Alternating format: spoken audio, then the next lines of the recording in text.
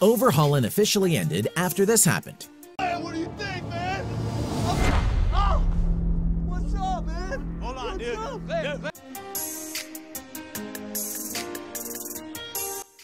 But before we begin, we hope to see you stay until the end, as you won't want to miss out on what we have to show you on today's video. Also, be sure to subscribe to our channel, click that notification bell to be notified of any future videos, and be sure to comment to enter to win a $100 Visa debit card. Just a few hours, he's already drove me crazy. You've been gone for an hour. I've been gone for an hour. Chip Foose left BOYD CODDINGTON for financial issues. When BOYD was forced to file for bankruptcy, Chip had no choice but to leave and start his own design company called Foose Design. There was some conflict from CODDINGTON, not just because Foose left, but also several former employees left at the same time.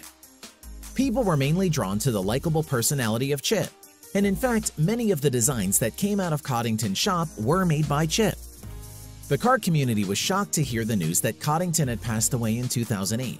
But his legacy as a top hot rod designer lives on forever. Hey, so I need you to come home. I don't give a Let me sign the paper and get the off my property. What? I would get to... The drama on the show was completely fabricated. It is no shock to anyone that reality TV succeeds from drama, and Overhaulin knew it. No matter what the subject matter or show, the producers and editors made sure there was plenty of drama to keep viewers engaged.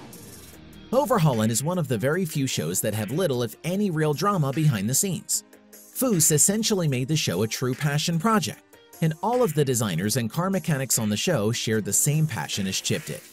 They all wanted to do something super special for someone in need. Unfortunately, later in this video, you'll find out that there is a small twist. The whole setup of tricking the mark, which is what they called the subject having their car overhauled, was completely fabricated, and the producers made sure to piss off the person getting overhauled to get an insane reaction for the show. It's not every day, though, you can get a car from Chip Foose, so I'm trying to weigh out my options there. I just made up my mind. I'm going with that. All right, let's do that. Cool, we got a deal. I think it was a really good trade. The relationship with Gas Monkey was terminated over a publicity stunt. Chip Foose is one of many famous car designers, and he had the opportunity to work with many fellow professionals. One of these included a shop called Gas Monkey Garage and its owner Richard Rawlings. Gas Monkey Garage was set to be featured on an Overhaulin episode, but things went bad. Stephen Andrews, who is a car forum writer, spammed the internet car forums with a promotional video with Gas Monkey, but the entire hot rod world received it very poorly. After being accused in the media of juvenile humor and even heresy, the Overhaulin episode never ended up being aired, and the relationship between Gas Monkey and Overhaulin was too. Despite the drama, Discovery Communications wouldn't even confirm or deny they had contact with Andrews or Rawlings afterward, which in turn tarnished any relationship they had with the affiliated show. To put the car out, I have not disclosed a fire yet. Is the vehicle on fire? Might as well be. What kind of car is it? What, are you stupid? Dodge Challenger. The show relied mainly on free or low-cost parts to function. To keep the show's overhead as low as possible, the A-Team relied heavily on companies who participated to either donate the parts or provide them at a very low cost. The main benefit for the suppliers was certainly exposure. The prize of having your company shown on one of the best-known automotive reality shows is a reward in itself, and has the potential to offset any financial loss in giving away parts.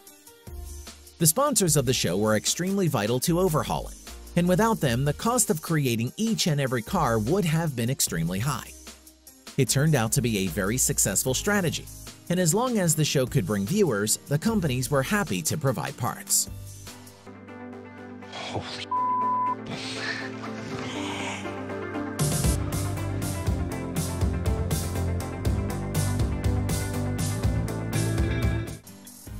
The Marks had to pay the taxes. The final cost of building every one car was calculated in the show's budget beforehand, and it's no surprise that the value of chips and the A-Team's finished products are very high. Since the cars are gifted to the Mark on the show, you wouldn't have to pay nearly the same as someone buying the car for themselves, but the participants are looking at a bare minimum $60,000 value on their new overhauled car. Since Overhaulin informs applicants on the show they are liable for all federal, state, and local taxes, When they receive their car back, they are unfortunately also hit with a large tax.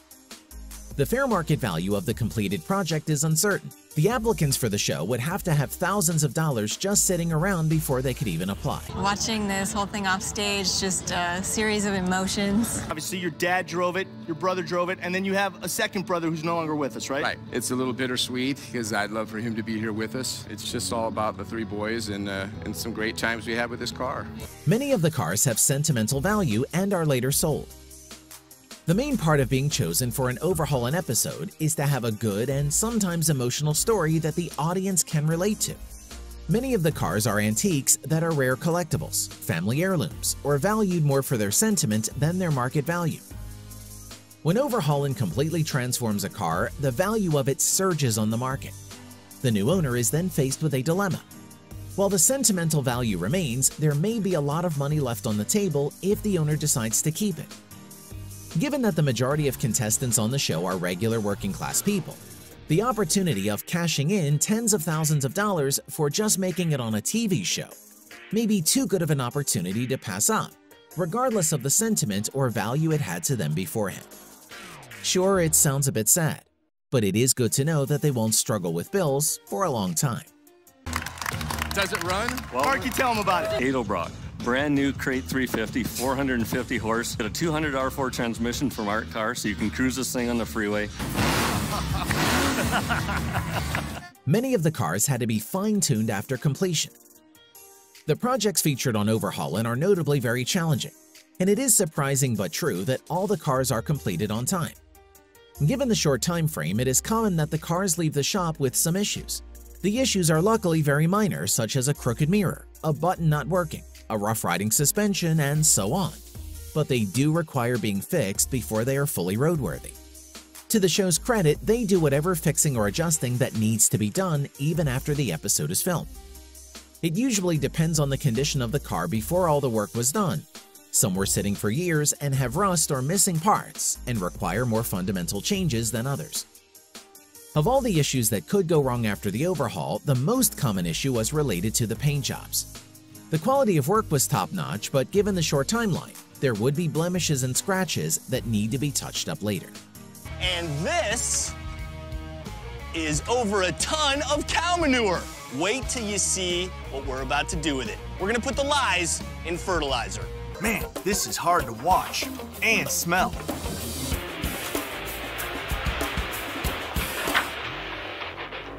James spots us from his house and comes out to investigate.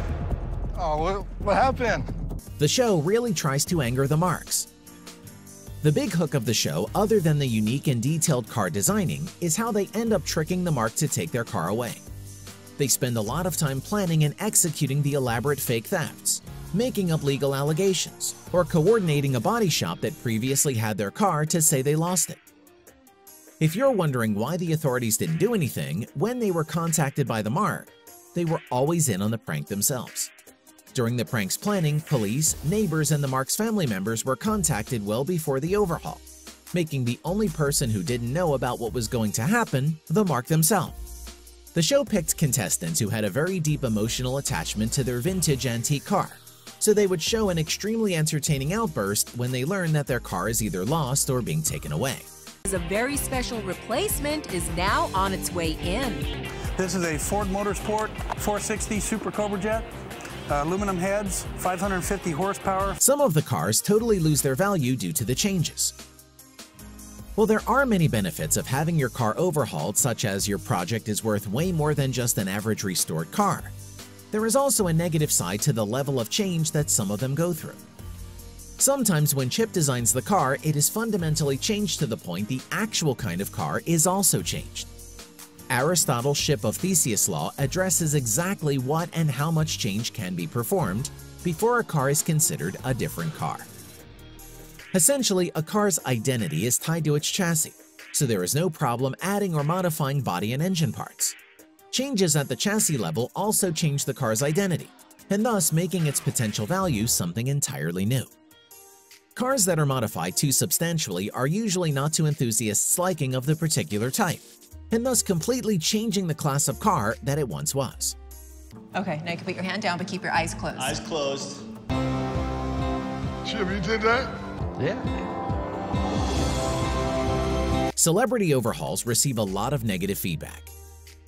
Earlier we said that the show was a passion project for Chip, and most of the people who were overhauled were ordinary people with an inspirational story. Many fans tuned in to see this, and it became a trademark for the show. Well, the show started to eventually lose ratings, and Overhaulin was in financial troubles, so they tried to boost ratings by adding several celebrity episodes. This was taken very negatively by viewers and seen by fans as disingenuous to the spirit of the show. Some of the celebrity overhauls include Ian Ziering and Jason Priestley, Lance Armstrong, Tony Todd, and Amber Heard. People would tune into the show, but the overall perception from the core audience resulted in the celebrity episodes being very limited. The reactions could seem a bit cruel, but the viewer is always right in the rating business.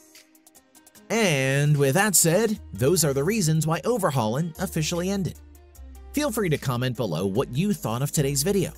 If you enjoyed it, drop a like and remember to stay crusty, and visit the link below to check out for some crusty merch.